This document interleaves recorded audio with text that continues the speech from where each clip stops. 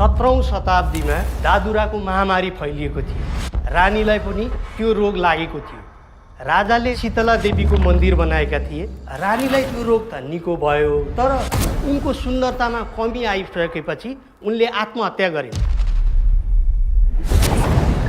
Hello अनि नमस्कार, मेरो रिएक्सन कम्पनीमा तपाईँलाई स्वागत छ। म बसन्त सुवेदी। आज नेपाली चलचित्र खेलको बारेमा छोटो समीक्षा अर्थात् रियाक्सन भिडियो बनाउने प्रयास गरेको छु। अन्तिमसम्म हेरेर साथ दिनु होला। भिडियो मन परेमा लाइक, सब्स्क्राइब अनि कमेन्ट बक्समा कमेन्ट गरिदिनु होला भन्दै यही वैशाख 12 गते अर्थात् अप्रिल 25 बाट प्रदर्शनमा आउन लागेको नेपाली कथानक चलचित्र खेल एक पौराणिक कथामा आधारित चलचित्र हो, जसमा थ्रिलर अनि एक्सन देख्न पाइन्छ। ट्रेलरको सुरुवातमा स्कुलको कक्षा कोठाबाट कथा वाचन गरेको देखाएको छ। कथामा एक रानीको सौन्दर्यताको वर्णन गरिएको छ। रानीलाई आफ्नो सौन्दर्यता घटेका कारण आत्महत्या गरेको भनेर भनिएको छ। त्यसपछि कथावाचक अर्थात् शिक्षकको अगाडि सुरक्षा पन्तलाई आफ्नो कथा वाचन गरेको जस्तो महसुस गरेको देखाएको छ। अनि त्यसपछि विद्यार्थीहरू कथाको रानीको खोजीमा गएको देखाएको छ। मेरो विचारमा रानीहरूको खोजी गर्न विभिन्न ठाउँहरूमा पुगेर पुस्तकको अध्ययनहरू गर्दछन्, रानीको ठाउँको अवलोकन गर्दछन्। त्यही समय रानीको आत्माले हिरोइनहरूको पछि लागेको हुनुपर्छ, फलो गरेको हुनुपर्छ र सुरक्षा पन्तको शरीरमा रानी चढेको देखाएको हुनुपर्छ।